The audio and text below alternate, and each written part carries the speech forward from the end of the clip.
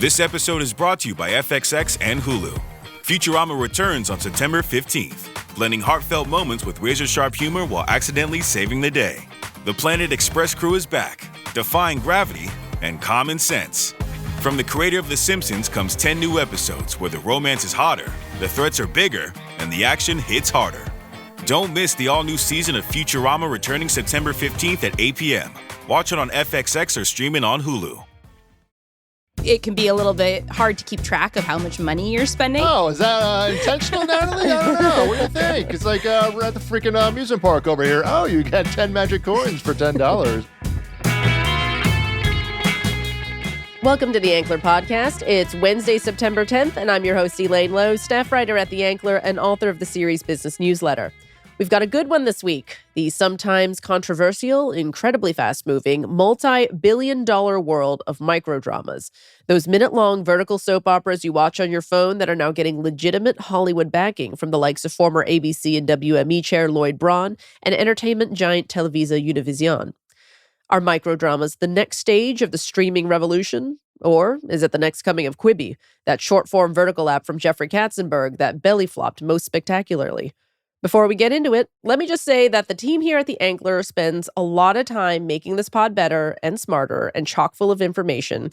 So if you like hanging out with us every week and feel like we've made you savvier about doing business in Hollywood, leave us a rating and review on Spotify, Apple Podcasts, or wherever you're listening in from. Really helps the podcast to grow and find new listeners. And also, we just love hearing from you. All right, so today we've got a very special guest. Drum roll, please. The Ankler himself, Richard Rushfield, freshly back from the Toronto International Film Festival. Welcome back to the pod, Richard. It's been a while. Yeah, not so freshly back, but back. How was TIFF? How was the vibe at the festival this year compared to past trips to Toronto? It was good. It was, it's kind of, there was a time when Toronto was like this big, mega, all-important Oscar making, and you just kind of felt, it felt really sort of imposing and self-important, and it feels a little more like kind of low-key and little, 20% back to less Hollywood pomposity and more back to just what it originally was, which was bringing the films of the world to the Canadian audience, which is very nice. It looked really fun. Like, I was looking at all of the Instagram stories and things that were coming out on the Ankler's YouTube and Insta pages, from the Prestige Junkie studio that Katie Rich was doing to our own Ankler TIFF party, which looked like a lot of fun. Yeah, a lot of people. You had a lot of good films. I mean, I saw 8 films, which is just a narrow slice of the festival. You can only see a small amount, except for these critics who go and see like 6 movies a day and somehow review them. What was your favorite thing you saw? I like Roofman a lot, coming starring Channing Tatum and the great Kirsten Dunst, to finally get her long overdue Oscar. And I liked from the midnight every year at TIFF. My favorite show is they have this great midnight program that draws this really big young audience and very enthusiastic. And this year it opened with Nirvana, the band, the show, the movie, which is kind of a Borat-like sort of reality, real and fake intermixing about these two guys that try to get a show for their band. And they go back in time. It's sort of a Back to the Future parody part of it. And it was a big hit. It's a cult sensation web series for a long time. Oh, interesting. That's become a movie. Anyway, it was hilarious. I think Neon is bringing it to the public sometime soon. So look for that. Well, I was going to ask, TIFF is launching an official market next year in 2026. No. But if you were a buyer at the festival this year, what's the number one film you would hands down buy immediately? Oh, most of the ones I saw, I'm sorry to say, already have acquisition and deals. I did not see that many. There was another midnight show. It was an action film with Bob Odenkirk called Normal. It was just like a very tight 90 minutes of pure fighting. And Bob Odenkirk fighting? Yeah, well, if you've seen Nobody, he can do that. But he plays a small town sheriff who basically has to take on his entire town for reasons. And I don't think that has acquisition yet. And someone should buy it because it's a really fun film. And I think it'll have a long cult life to it. Well, your take on the industry has been pretty somber lately, to say the least, reading your columns. You think so? Is there anything at TIFF that made you feel more optimistic about getting people more excited about movie going or how the box office might perform next year? It makes me feel more optimistic about movies. It doesn't make me feel more optimistic about the industry. There's a lot of great filmmakers, and storytelling in the film medium has not ended. Enthusiasm for it hasn't ended. There in Toronto, thousands, tens of thousands of people that come and line up for these things. I talked about the Criterion Closet sets up, and when they start their line at 8 a.m., they immediately have to close it because it fills up for the day. So that means that the people at the end are signing up to stand online for, I think, 11 hours. Oh, my God. On top of whatever they already stood to get their position to be online.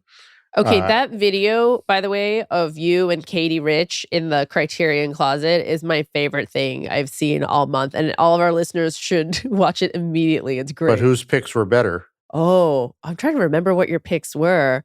I'm gonna have to plead the fifth here. Okay, cast your vote for who chose better. I cheated though because I prepared my picks. Okay. I stayed up half the night trying to decide what I was gonna pick, and Katie just did it spontaneously. So. Okay, well, most importantly, I got to ask you, what did you learn about taking selfies this time around? Because I saw your pictures. I saw your selfie with Sydney Sweeney.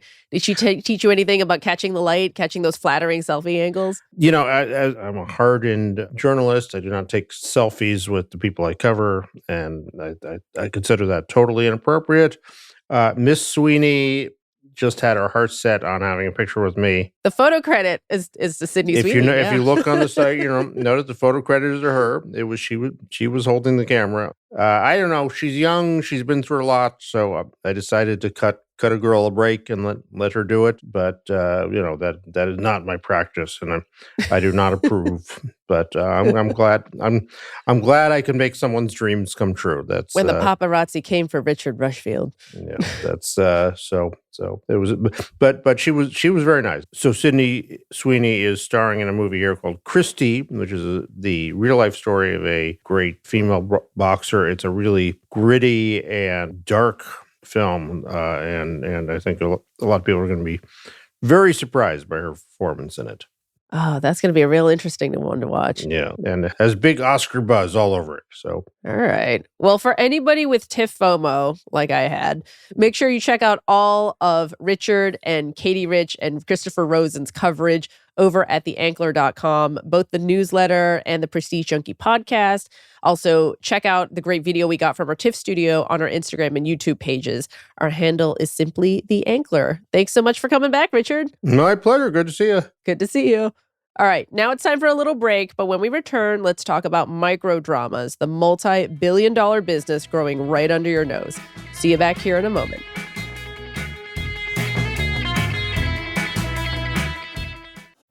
It's the Smucker's Uncrustables podcast with your host, Uncrustables.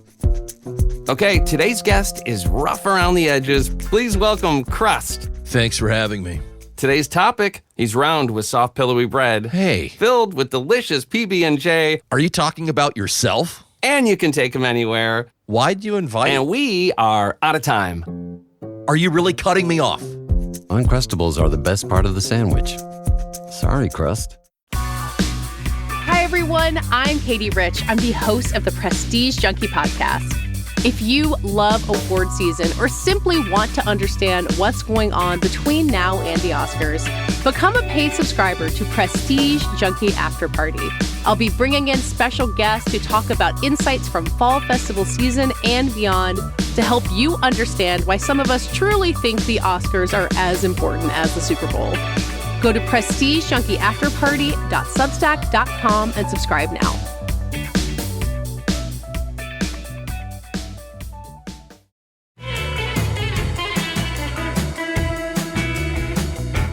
Welcome back to the Ankler podcast. I'm Elaine Lowe here with Natalie Jarvie of Like and Subscribe and Sean McNulty of The Wake Up. Okay, this might just be one of my favorite topics that we're tackling here on the pod, mainly because if I'm honest, even after reporting on it for months, I don't know how to feel about it. To the uninitiated, microdramas, which are sometimes called vertical dramas, are shows that are anywhere from 30 to 75 minutes long. They're broken down into these minute-long episodes, so you're watching on your phone, tapping to the next one and the next one, and then they usually make you pay to finish watching what are usually these really soapy, dramatic stories with crazy cliffhangers. To get a taste of what they sound like, here's a clip from an early hit microdrama, Fated to My Forbidden Alpha. No way an alpha like Alexander accepts somebody like Celine. She's nothing. Celine isn't nothing, Alpha. She's Alpha Alexander's new mate. And they basically all sound like that. Werewolves, secret heiresses, like Twilight fan fiction or a spec script of a CW show.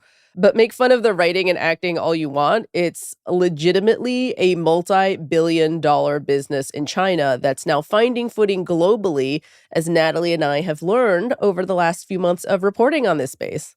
Yeah, I mean, it's a huge booming medium here in the US in particular. So people are clearly watching these things and spending real money to watch them. Yeah, this is, I think, a really interesting example of microtransactions where, like, you're paying to see the next chapter and the next chapter. And Natalie, you and I have spent some time on these apps now. It's like you buy these coins and these coins, like, can unlock the doors to the next ones. Or you can just do, like, an annual subscription if you've decided you're, like, all in on these vertical dramas. Yeah, and they keep it vague enough, right? You know, you get 500 coins for, $5 or something like that. And then certain number of coins unlock in the next chapter of a story. So it can be a little bit hard to keep track of how much money you're spending. You can really is start that, to... intentional, Natalie? I don't know. What do you think? It's like we're at the freaking amusement park over here. Oh, you get 10 magic coins for $10. And what does a magic coin get you? Well, let me tell you. Yes, it's a good model there, Natalie. Yeah, it certainly is working. I think, Elaine, that kind of like business model really is driving what this content is, right? Because if you want to get people hooked and you want to make sure that they pay for the next episode, then you've got to leave them on a cliffhanger. You've got to give them something where they're going to want more. So, that's why these microdramas in like 60 to 90 seconds, basically they hook you in and then they leave you on the cliffhanger and then they get out, which is, kind of wild how they're able to do all of that in such a short time frame. It's like a micro version of pay-per-view. Exactly right. Except for series, where before it would be for WWE or mainly sporting events. So there's precedent for it for the American viewer of being like, yeah, I want to pay a little extra for this thing. Yeah, on a and the amount of people who paid the $80 or something for a fight is pretty limited in this country. And a lot of that's, again, sports-based stuff. Could you do that for a premiere, your premiere property or whatever it might be on a regular basis? That may be a harder thing to do, but it's something to keep an eye on for sure. So one of the biggest microdrama apps out there, Real Short, and we talked to Real Short CEO for our last microdrama story back in the spring.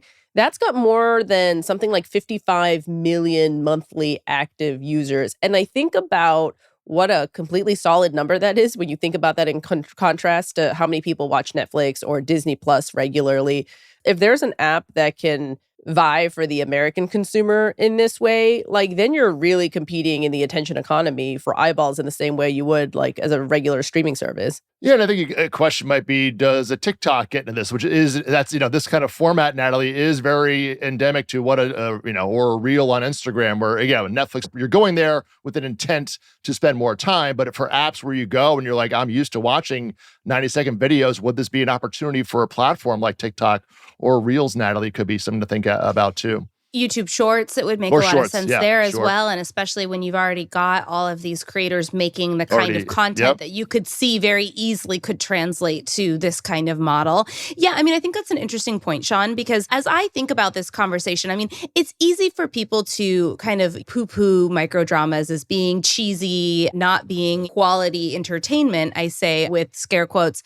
But I want people to take a step back and think about, in your daily consumption of entertainment, of media, you might spend a half an hour scrolling TikTok or Instagram or consuming a YouTube video on your phone or on your TV set. And you'll still come home at the end of the day and maybe want to put on, the big HBO show of the night or the Netflix drama that you're watching. There's room in people's consumption habits to also consume this kind of content and not have it necessarily take away from the more prestige premium Hollywood programming that they're used to watching as well. I mean, yes, there is always that fight for the attention economy, But they can coexist. They absolutely can. I think the reason that Hollywood has gotten so interested in microdramas and a little bit hand-wringing about it in some instances is that it's because these are productions that are using legitimate, in some cases, Hollywood crew members who are off work other projects, actors who maybe haven't yet made it into, the kind of Hollywood acting ecosystem. From a production standpoint, looks a lot more like a Hollywood production than it does a TikTok or a YouTube production. But it's helpful to think about it more in that latter category of kind of social entertainment almost. Right. I think you're onto something there with the idea that that's why it poses more of an existential threat to the legacy system. And now we're seeing all these legacy players roll in. You and I talked to the CEO of MicroCo, Jana Winograde, who used to be the co-president at Showtime for a long time. She and former Warner Brothers and NBCU vet Susan Rovner, are going to be part of this venture from, Lloyd Braun, who is obviously the former ABC and WME chair. This is, I think, the first American Hollywood company that's really trying to get a footprint on this space. And I think the question here is, does this give microdramas a real whiff of credibility?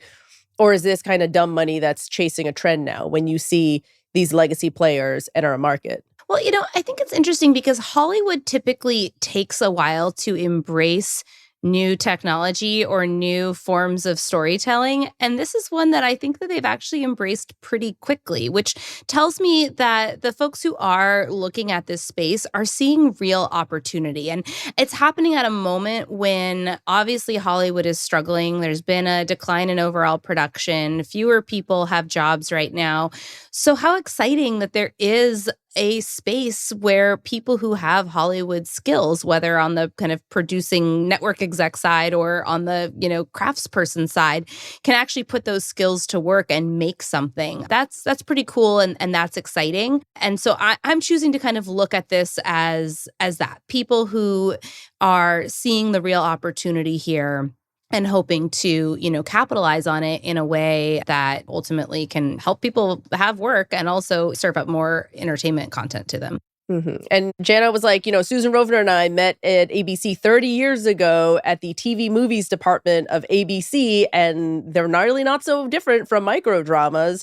They're, soapy and engaging. And at the end of the day, you just kind of want something that's, I guess, snackable and engaging in that way. Yeah, I mean, and they've talked about this a little bit as well, Elaine, but it's, you mentioned microdrama. Well, okay, can you do this in horror was something that they talked about, which you could easily make that mental leap, which I don't think is, or at least I've not seen or heard too much about a genre that's really been explored yet. So could that be a thing? Could reality, this seems custom made for reality television, where find out what happens X, Y, and Z. You could build formats that are really built, customized for this shorter episode thing, not built for half hours and hours like it is for network TV. So that's something I don't think micro comedy probably would take off, but hey, you never know. Who knows? But if somebody has an idea, wait for the punchline, pay me 25 cents. Who knows? Whatever it might be, what if you can get your money. But that's maybe where these, as you said, seasoned executives see a way to expand this, and with the production know-how to, again, you got to make the dollars work. And that's the thing too with this genre is that these are great, but what can you do in a cost basis where, again, reality you could feasibly probably do on a budget level to make it work for these kinds of numbers. But that's the opportunity that I think is most compelling about people with Hollywood backgrounds getting into this space, to your point, Sean, is in how they can think about expanding it out to these other genres or categories. I get worried when people from Hollywood come into something that already exists and works and is building audience and satisfying audience, and they're like, we know how to do it better. Exactly. And so far, the people that we've talked to, Elaine, I think are saying the right things about not wanting to just come in and all of a sudden, blow up these budgets to a place where suddenly it's unrealistic. Doesn't make sense. Then we're back to Quibi, and it's like, that didn't work, Exactly. Well, I think Quibi is kind of the thing that haunts all of these Looming conversations, over this whole right? scene. Yeah. When we're talking about short form vertical content, it's like everybody looks at the $1 billion bet that went wrong 5 years ago. And everybody's been conscious to be like, we're not going to put that much money into these projects. We're not going to get Steven Spielberg to direct a 10-minute, multi-million-dollar show. We're going to get Casey Esser, who is the Tom Cruise, the Brad Pitt, however you want to put it, of Microdramas, to come in, who has done some really scrappy work here. Yeah, I've spent a lot of time talking to Casey over the last few months, and Casey is such an interesting figure in the microdrama landscape because he has essentially become kind of a lot of people in Hollywood's first point of entry to microdramas. He's been in almost 50 of these productions in 3 years. So he has worked for pretty much every player, and now he's actually starting to produce his own projects, which I think is really interesting. He recently invited Elaine and me to the set of his first independently produced microdrama. It's called Love Under Fire. It is a action thriller that's supposed to be kind of Mission Impossible meets The Bodyguard. There's a enemies to lovers romance plotline in there too. And what's super interesting about this project is that Casey is trying to elevate the craft by taking on kind of a new genre, the kind of thriller action genre with higher level stunts. There were no fewer than 3 motorcycles on set the day that Natalie and I went. Yes, well, and that's really interesting because he's doing this still on a budget. He's actually making this project for a lot less than a lot of microdramas. He said he was hoping to keep it at around $100,000 budget. And that presented some interesting compromises for him. I actually interviewed him from the set. We can take a listen to how he had to work through some challenges around these motorcycles and what he wanted to do with them. So you were told that the bike you wanted to suspend in air couldn't be suspended in air? Yeah, I really wanted to be on a huge Harley. Okay. Paid for it, got it. And then the stunt team, they were already concerned because the bike weighs 700 pounds and there was going to be me and the actress on it. So they tested it this morning, it won't lift. So now we're going to use like a racer bike, which is fine. It's more important that the bike goes in the air. Mm-hmm. So each day, we have to make compromises like that, but... And now that you're the producer, those are the decisions that follow you. The decisions, I know. So what I think is so interesting about that kind of on-set challenge that Casey had there is that it really is not unlike any Hollywood production. Every producer has a budget that they're trying to stick within and has to make these kind of compromises, day in and day out. Casey is just doing it on a project that's being shot vertically and on a, much, much lower budget than usual. But Elaine, I'm curious, having covered the TV industry for a long time, what was your kind of takeaway from our experience on set? Did it feel like a kind of traditional set? I mean, it was legit. Like, we were there. There was a big LED green screen. There were stunt coordinators or a stunt coordinator who we talked to. And, we even met one of the investors on set, Tommy Harper, who is somebody with real Hollywood bona fides. I mean, this is somebody who was COO of J.J. Abrams' Bad Robot and is working on Wednesday now. Like, there is a real definitive interest in these, say what you will about the soapiness of them.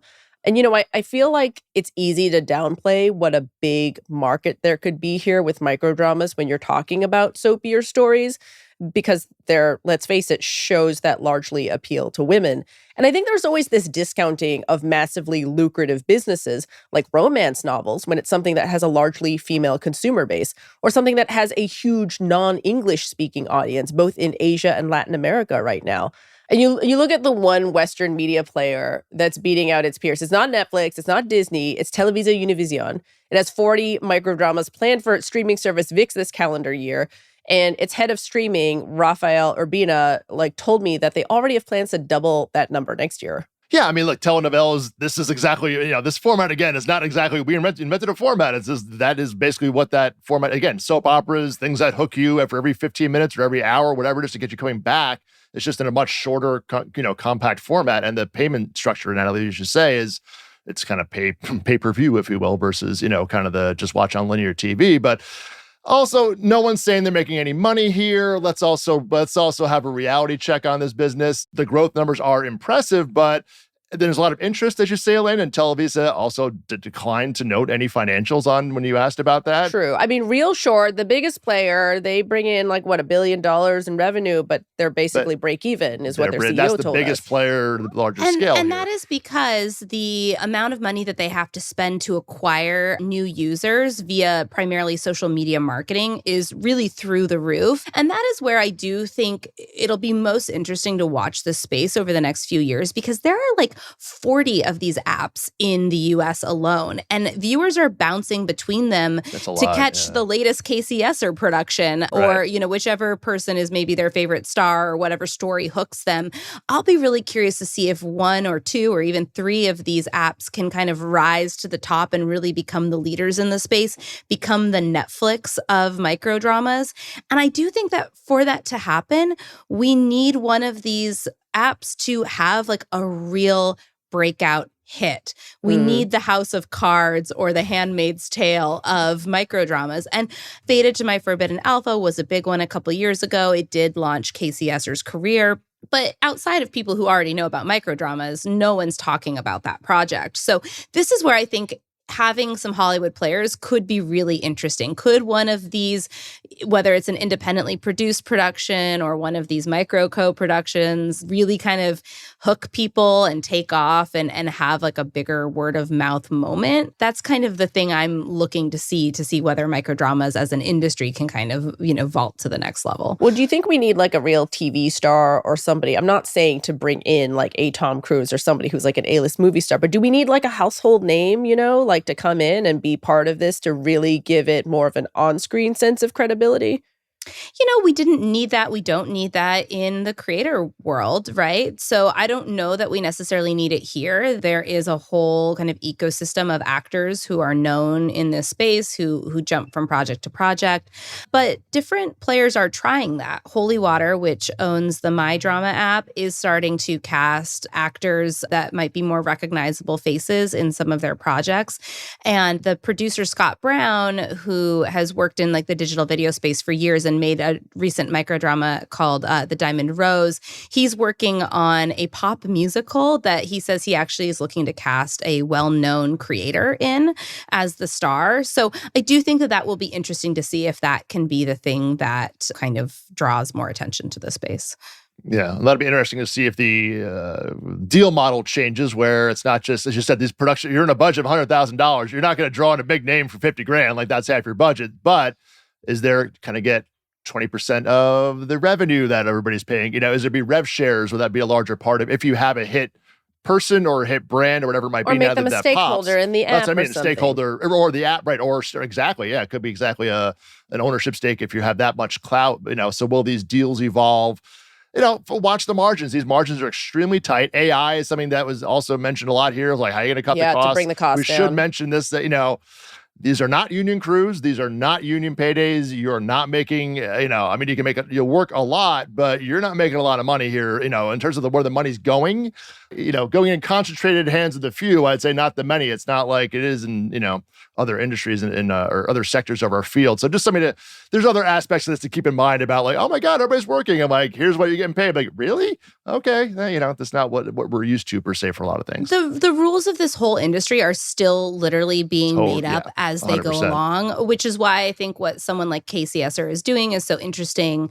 He is looking for back end on his deals as he starts to look for distributors for his upcoming project, Love Under Fire. He does want to have that ownership piece, that profit participation. We'll see if he gets it. And, we'll see if that can really shake up this space and maybe incentivize others to look for a similar kind of payday. Yeah, absolutely. I think the main takeaway here is that Hollywood should not dismiss the microdrama market. And I think there are a lot of other questions around this market too, which people have brought up about, like, hey, these are mostly non-union jobs, like, are people being paid fairly and all of that? What about the use of AI? But it's a pocket of growth in an industry that really has had a rough couple of years. And for that reason alone, we should be keeping an eye on it. On that note, Sean, speaking of the big screen and not our little vertical screens, what should we be watching this weekend at the box office? I think we have a very, I'm just going to say, Elaine Lowe friendly title in Downton Abbey. That's right. That's this weekend. How did I know, Natalie? How did I know this one would be a taker? In my defense, I have been under the weather and completely didn't realize that Downton Abbey was this weekend. Oh, all right. Well, amazing. Yeah, you have to take my money, Focus. even though the studio, very impressive, Elaine. That's very good. Yes, exactly. Maybe not Conjuring, but Downton Abbey. So I don't think I've ever heard Elaine so excited about a theatrical release. I was cautiously optimistic on that one, Natalie. So that's probably leading the way. But also, our anime friends at Crunchyroll have a potentially huge thing. This Demon Slayer, Kimetsu no Yaiba, Infinity. I hope I pronounced that right. Infinity Castle. That's a big title. Yeah, and that's been well over $200 or maybe $250 million globally, and like breaking records in Japan. It's already come out in other regions across the world. The numbers I've seen, this could be a massive weekend. Again, these things tend to open come big. Out strong, Fandoms whether you're strong. Downton Abbey Exactly fans right. or Demon Slayer fans. Two very, very different pockets probably, but maybe there's a Venn diagram of some sort in there. So those would be a very interesting weekend after, again, a last weekend with The Conjuring doing extremely well. Hamilton with a pretty solid result as well with their 10-year anniversary release, I guess you'd say. Lionsgate has The Long Walk, which is based on a Stephen King property. And Spinal Tap is back. Spinal Tap 2, The End Continues from Bleecker there. So another end of the spectrum of, kind of hardcore comedy nerds, something out for them as well. So, not bad box office. All right, we've got a niche weekend coming up then. It's something for everyone. A lot of fan service out there, Elaine, this weekend at the box office. All right, well, that's a wrap on this week's Ankler podcast. Visit theankler.com to subscribe to all of our newsletters and pods to stay ahead of what's happening in the industry. And if you love the pod and our coverage of the business of Hollywood, leave us a rating and review on Spotify, Apple Podcasts, or wherever you get your podcasts from. You can also follow us at The Ankler on all major social platforms. Thanks to Sean McNulty and Natalie Jarvie as always, and a special thanks to Richard Rushfield. And thank you all for listening. I'm Elaine Lowe. See you next week.